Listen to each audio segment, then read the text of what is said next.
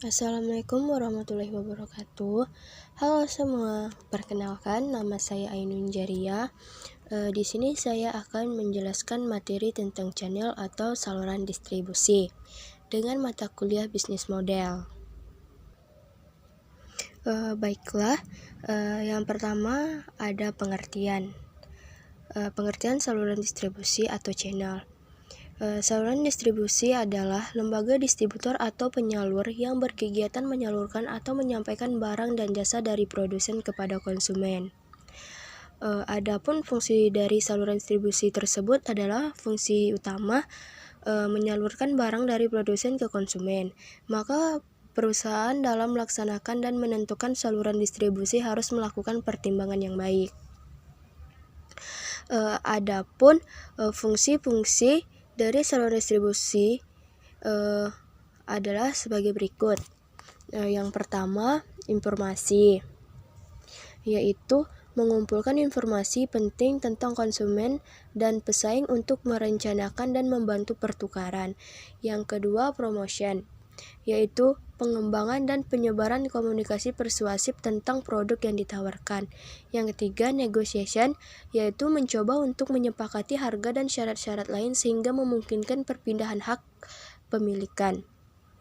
Yang keempat, ordering, yaitu pihak distributor memesan barang kepada perusahaan.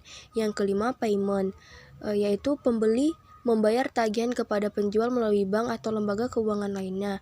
Yang keenam, title, yaitu perpindahan kepemilikan barang dari satu organisasi atau orang kepada organisasi atau orang lain. Yang ketujuh, physical possession, yaitu menyangkut dan menyimpan barang-barang dari bahan mentah hingga barang jadi dan akhirnya sampai ke konsumen akhir.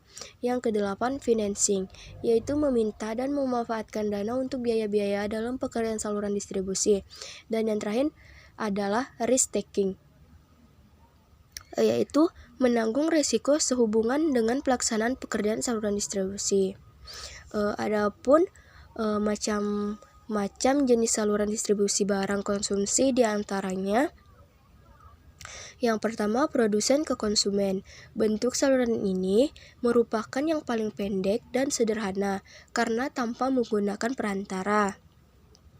Yang kedua, produsen ke pengencer lalu ke konsumen. Produsen hanya melayani penjualan dalam jumlah besar kepada pedagang besar saja, tidak menjual kepada pengencer.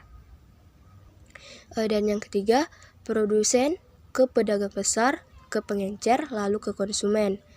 Saluran ini banyak digunakan oleh produsen dan dinamakan saluran distribusi tradisional.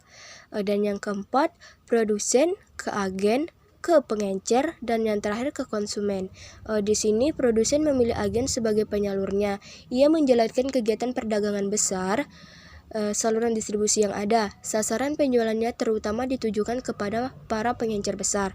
Dan yang terakhir, produsen ke agen, ke pedagang besar, ke pengencer, dan terakhir ke konsumen.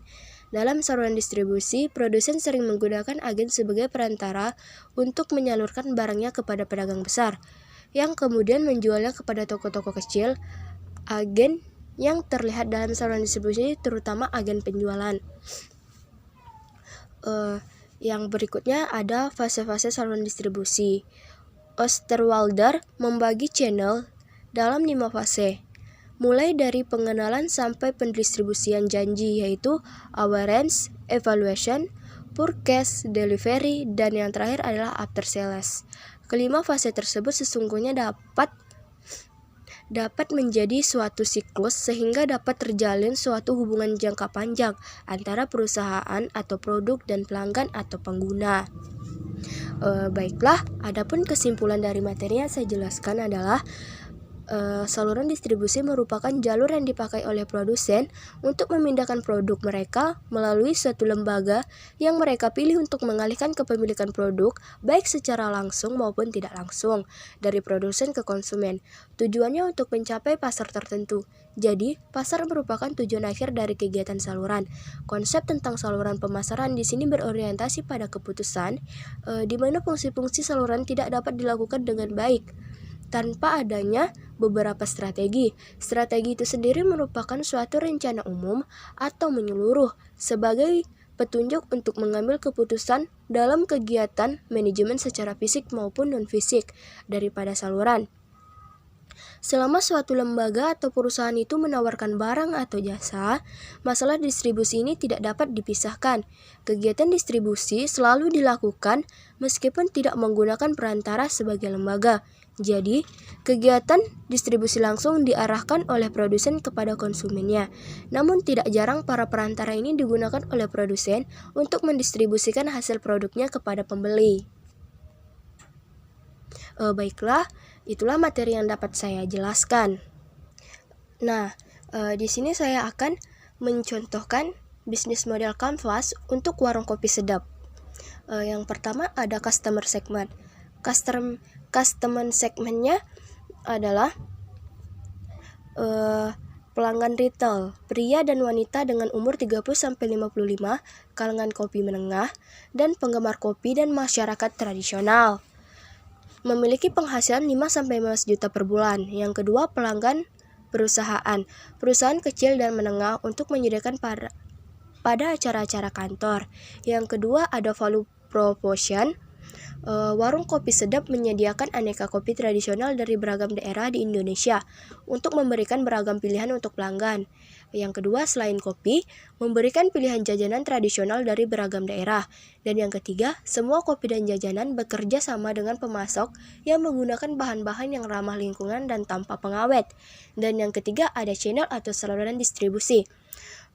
Adapun yang pertama, warung kopi sedap, pelanggan bisa menikmati kopi dan cemilan di lokasi. Dan yang kedua, pelanggan perusahaan dengan order khusus acara-acara perkantoran.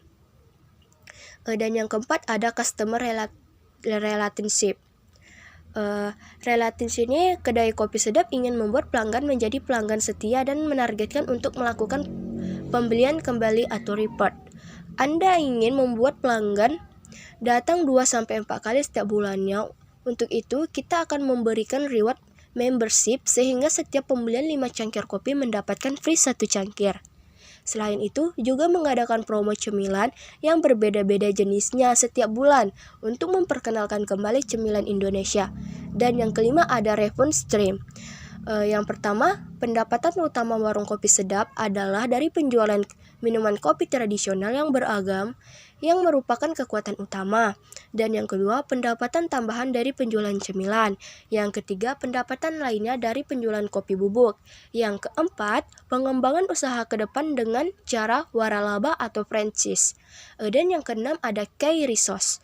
Key resource-nya adalah yang pertama, tempat usaha atau lokasi sangat menentukan keberhasilan usaha. Yang kedua, sumber daya manusia yang terampil, khususnya tim pelayanan di toko yang langsung melayani pelanggannya. Dan yang ketujuh, ada key activities. Yang pertama ada memberikan minuman kopi dan cemilan yang enak, yang berkualitas. Pentingnya memperhatikan kualitas produk, khususnya cemilan yang tidak laku dan sudah tidak segar harus segera disingkirkan.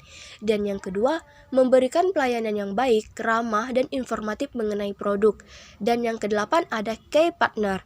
Key partnernya adalah satu supplier kopi dari beragam daerah yang adalah petani kopi. Karena itu perlu membina hubungan dengan petani agar memahami kondisi mereka dan keberlangsungannya. Yang kedua, supplier cemilan makanan ringan. Dan yang sembilan ada cost structure. Cost strukturnya adalah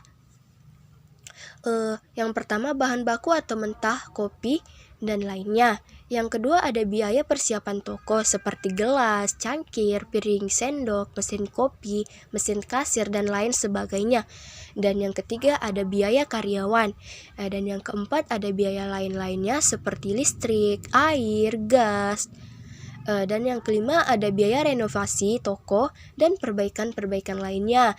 Dan yang terakhir ada biaya sewa toko, hal yang harus diperhitungkan karena cukup besar walaupun pada saat menjalankan toko pada awalnya di lokasi milik sendiri.